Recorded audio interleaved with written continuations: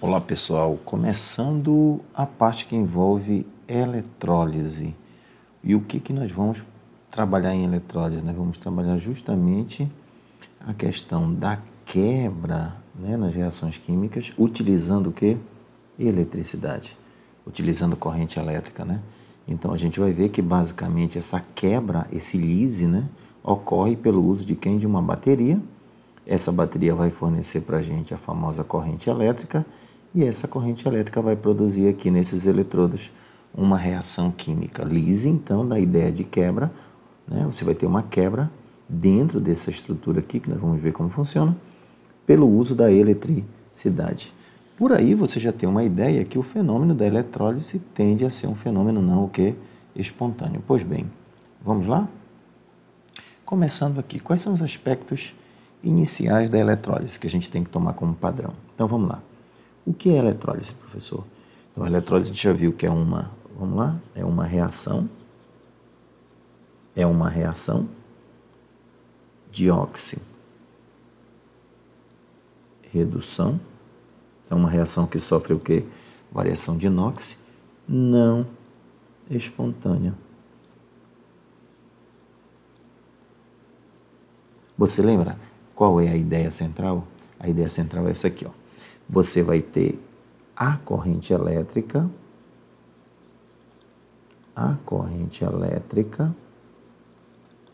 se essa corrente elétrica, der origem à nossa reação de oxirredução, também chamada de reação de quê? De redox. Então, se a minha corrente elétrica der origem a essa reação de oxirredução ou de redox, nós estamos em presença do fenômeno da eletrólise. Então, aqui eu tenho a eletrólise. É o uso da corrente elétrica, né? É o uso da eletricidade para produzir a reação. Então, já é de se concluir que não é um fenômeno espontâneo. Então, a gente vai ver que a energia livre de Gibbs, ela é sempre o quê? Positiva, né? A energia livre de Gibbs é sempre positiva. E a DDP da pilha é sempre o quê? Negativa. São fatores importantíssimos que identificam que o processo trata-se de uma eletrólise. A variação de energia livre, né, na questão de Gibbs, e a variação da DDP, que nós vamos estudar mais à frente com detalhes. Então, essencialmente, qual vai ser a ideia? Acompanhe comigo. Vamos pegar como exemplo, aqui para a gente entender melhor como aplicar a eletrólise, o elemento químico sódio. Nós sabemos que o sódio é da família 1A. O que é isso? Ele só tem um elétron na última camada, a família 1A ou família 1. Se eu combinar ele com o cloro é da família o quê? 7A ou 17. Nós sabemos que ele tem 1, 2, 3, 4, 5, 6, 7 elétrons na última camada. Devido à baixa eletronegatividade do sódio, o que acontece? Esse sódio transfere elétrons para quem? Para o cloro, que tem uma eletronegatividade bem mais acentuada. E a tendência natural qual é? É o sódio ficar eletrizado positivamente, como nós aprendemos, se transformar em um cátion, e o cloro ficar eletrizado o quê? Negativamente, porque ele recebe o elétron que vem da onde? Do sódio devido à alta diferença de eletronegatividade. Aquele tipo de ligação iônica que estudamos. Então, pois bem, veja comigo. O sódio é positivo, o cloro é negativo e ocorre uma atração entre eles de natureza coulombiana, né? São forças de atração entre cargas elétricas e são forças bem intensas formando a estrutura do NaCl. Perfeito? Que é o sal de cozinha que normalmente na temperatura ambiente ele é uma estrutura o quê? Sólida. Perfeito. Então, o que você percebeu? Que espontaneamente, vamos lá? Espontaneamente,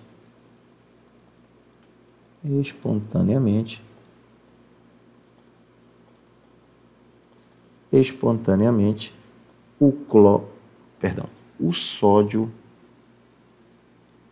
transferiu elétrons para quem? Para o cloro.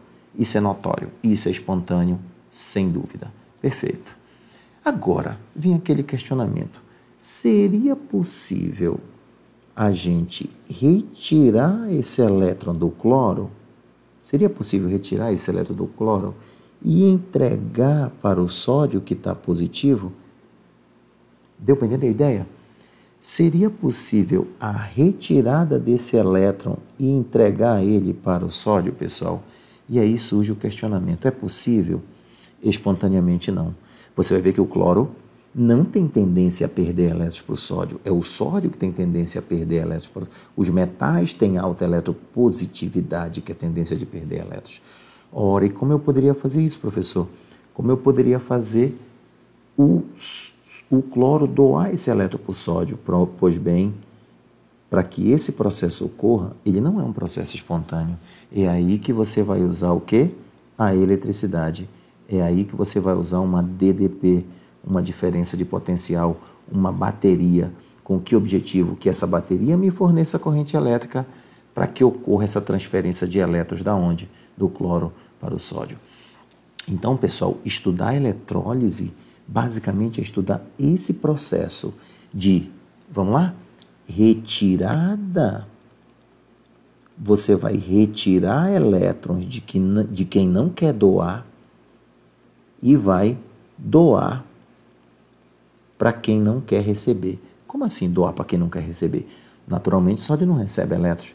Então, você vai sempre retirar elétrons, ou seja, fazer oxidação do ânion e fazer redução do cátion.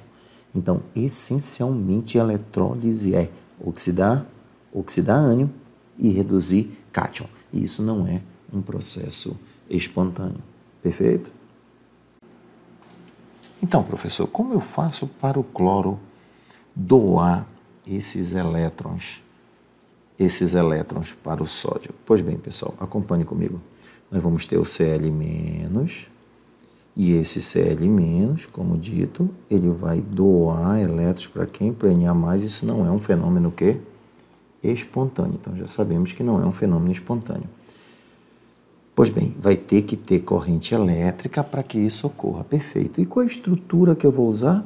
A estrutura de uma cuba eletrolítica. Então, você vai usar para isso uma estrutura, uma forma específica para conseguir fazer essa transformação, que é através de uma cuba eletrolítica. Vejamos, então, mais ou menos o desenho de uma cuba eletrolítica aqui embaixo. Olha só.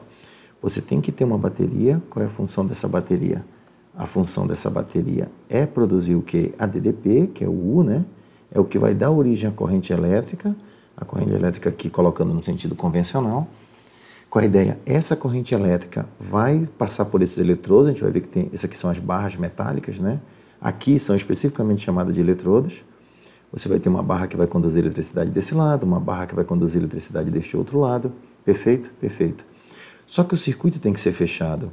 E veja que o circuito está fechado na parte de cima e você tem que fechar o circuito na parte de baixo. E o problema é essa conexão. Essa conexão é feita pelos íons que estão presentes aonde?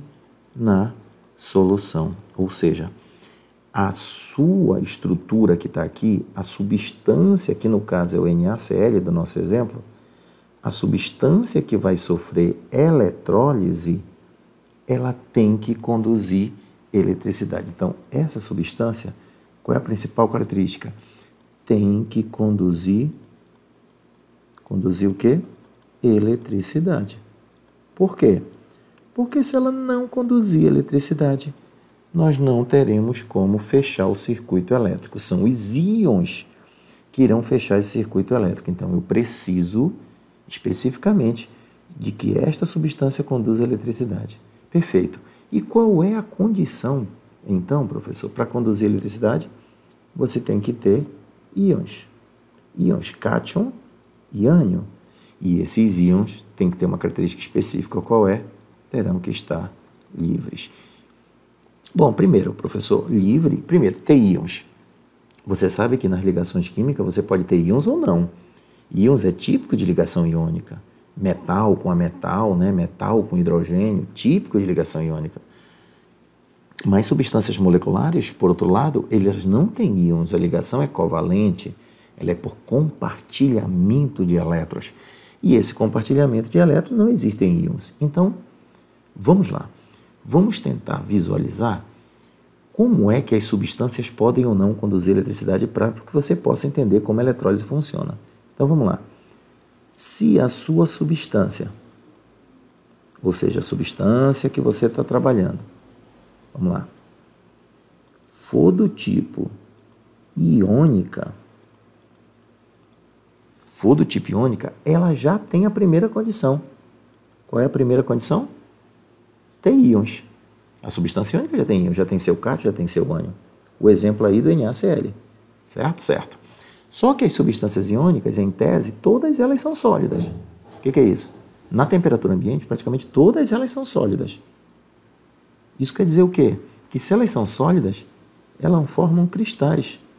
E se elas formam cristais, esses cristais, que vão ter várias formas, que eu estou dando só um exemplo aqui, uma estrutura cúbica, esses cristais, os íons, ficam presos ao cristal. Essas bolinhas aqui são os meus íons, tá? Ficam presos ao cristal, de tal sorte que não teriam como conduzir eletricidade na solução, porque os íons estão presos. Não obedeceu a segunda condição, que é estar livre. E para que ele ficasse livre, então, você teria que imprimir a outra condição. Qual seria? Quebrar o cristal. Então, eu posso provocar o processo de fusão, eu posso fundir o cristal, eu posso fundir o cristal por aquecimento, posso aumentar a temperatura para ele derreter, ou seja, ele passa do estado sólido para o estado líquido, é um processo de fusão. Se você fundir, quebra o cristal e ele passa a conduzir o quê? Eletricidade. E um outro jeito é você adicionar o que a ele? Água. Sendo solúvel em água, o que vai acontecer? Ele vai produzir os íons e você vai ter a famosa solução aquosa. Então, pessoal, qual é a regra? Vamos lá? Substâncias iônicas, que são aquelas que têm metais ligados com a metais, tem metais ligados com hidrogênio. Essas substâncias só conduzem eletricidade quando estão derretidas, porque aí quebra o cristal, ou quando eu adiciono nelas água, porque elas também quebram o cristal, imprimindo aqui e fechando a nossa segunda condição, que é que os íons estejam o quê? Livres. Então, além de ter íons, tem que estar livre. Substância iônica já tem íons. Qual é a próxima condição?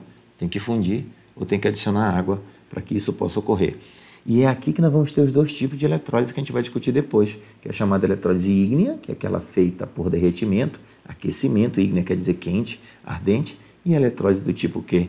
Aquosa. Perfeito? Que é aquela que você utiliza a água como processo para produzir eletricidade. Mas, professor, vamos lá. E se a minha substância for molecular?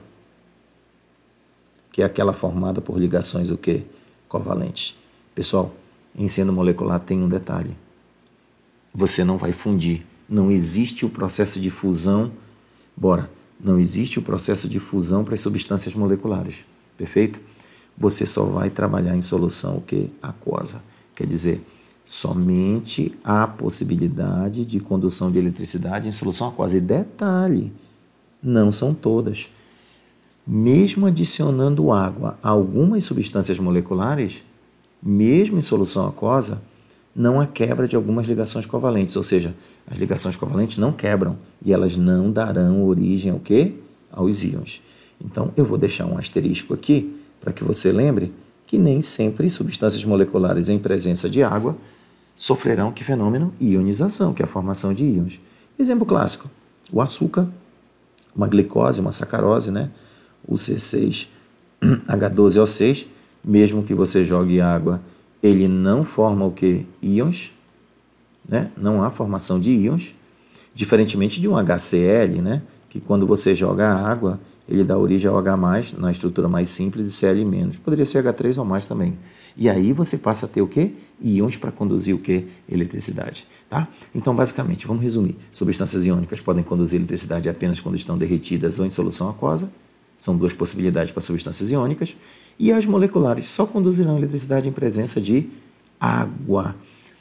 E aí nós teremos nem todas essas substâncias conduzindo eletricidade em água. Perfeito? Vamos lá? Vamos ver os tipos de eletrólise na sequência? Vamos ver então qual é os tipos das duas eletrólises que nós podemos ter, baseado no que vimos até agora, correto? Então, primeiro, a eletrólise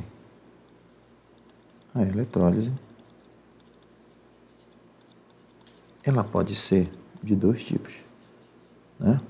você pode estar trabalhando com uma eletrólise denominada de eletrólise ígnea, certo? E uma outra eletrólise chamada de eletrólise o quê? Aquosa. Então, basicamente, existem dois tipos de eletrólise, a eletrólise ígnea e a eletrólise o quê? Aquosa. O que caracteriza cada uma delas? Primeiro, eletrólise ígnea. A eletrólise ígnea, a substância que você está trabalhando, que no caso tem que ser uma substância iônica, ela tem que estar o quê? Fundida, ou seja, ela tem que estar derretida para que possa conduzir eletricidade. Ígnea, porque você vai usar altas temperaturas para derreter, porque as substâncias iônicas, elas têm alto ponto de fusão, né? E para você passar ela do estado sólido, que é fundir, você passar ela do estado sólido para o estado líquido. E para você chegar no estado líquido, você vai ter que aumentar muito a temperatura. O exemplo que a gente está trabalhando, que é o NaCl. Vamos lá? Como é que funciona o NaCl? O NaCl ele é um sólido, você vai aumentar a temperatura dessa estrutura sólida, vai fazer ela derreter, ou seja, passar do estado sólido para o estado líquido.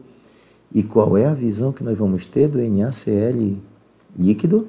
Ele vai se transformar, quebrando o cristal, e Na+, não é aquoso, é líquido. E Cl- líquido. É uma diferença, líquido não é a mesma coisa que aquoso, perfeito? Pronto. Se você fosse visualizar isso nessa estrutura, você iria ter a bateria, o eletrodo, e aqui dentro ia estar o Na+, e o Cl-, todos separados, prontos para conduzirem o quê? Eletricidade. Aí o que você vai ver? Que esse aqui, digamos, é o polo positivo, esse aqui é o polo negativo. Você vai ver que a carga negativa tende a correr para o polo positivo e a carga positiva tende a correr para o polo negativo. Mas a gente vai dar com mais detalhes à frente. Mas, essencialmente, na eletrólise ígnea, isso funciona em altas temperaturas. Isso quer dizer, então, que essa cuba eletrolítica tem que resistir a essas altas temperaturas. Então, você vai ver que é feito de um material especial para aguentar essas altas temperaturas. Só para ter uma ideia, a temperatura, no caso do NaCl, está em torno de 800 graus Celsius. Não tem água aí, nem brincando, né? Água líquida. Então, a eletrólise ígnea é quando você faz o quê? A fusão. Vamos lá. E a eletrólise aquosa? A eletrólise aquosa, como o próprio nome diz, a substância tem que estar o quê? Em solução aquosa. Em solução aquosa. É obrigatório você utilizar quem agora? A água. Então, se eu tenho NaCl sólido, que os compostos iônicos são sólidos, e eu adiciono água, eu vou ter o NaCl, o que, pessoal? Aquoso. O que quer dizer NaCl aquoso? Quer dizer que o nosso NaCl, que está na forma aquosa, ele se transformou em íons o quê? Na+, sofrendo aquele processozinho que nós já conhecemos pelo nome de dissociação, né? Aqui ocorreu a dissociação. E você visualizando isso na estrutura, vai ser a mesma coisa. Você vai ter, só um instantinho, você vai ter Na+, com Cl-, só que agora você vai ter aqui dentro também quem? A água. E a gente vai ver que vai ter íons H+, e íons OH-. Quer dizer, quando a nossa eletrólise é do tipo ígnea, você só tem dois íons, que é o Na+, e o Cl-. Perfeito? Na eletrólise ígnea. Na eletrólise aquosa, além dos íons Na+, aqui no caso, e dos íons Cl-, você vai ter a nossa amiguinha água, que vai dar origem ao íon H+, e OH-. A gente vai estudar isso com propriedade depois. Aqui, os dois íons H+, e OH-. Então, essencialmente, quais são os tipos de eletrólise? Pronto, nós temos eletrólise do tipo, só reforçando aqui, do tipo ígnea e do tipo o quê? Aquosa. Ígnea é quando eu derreter a substância, ela vai estar o quê? Fundida. Aquosa é quando eu usar água para quebrar o cristal para poder conduzir o quê? Eletricidade. Pronto, pessoal, essa é a introdução. Nós vamos, na sequência, começar a estudar essa eletrólise e a começar pela nossa amiguinha aqui, que é a famosa eletrólise o quê? Ígnea. Legal?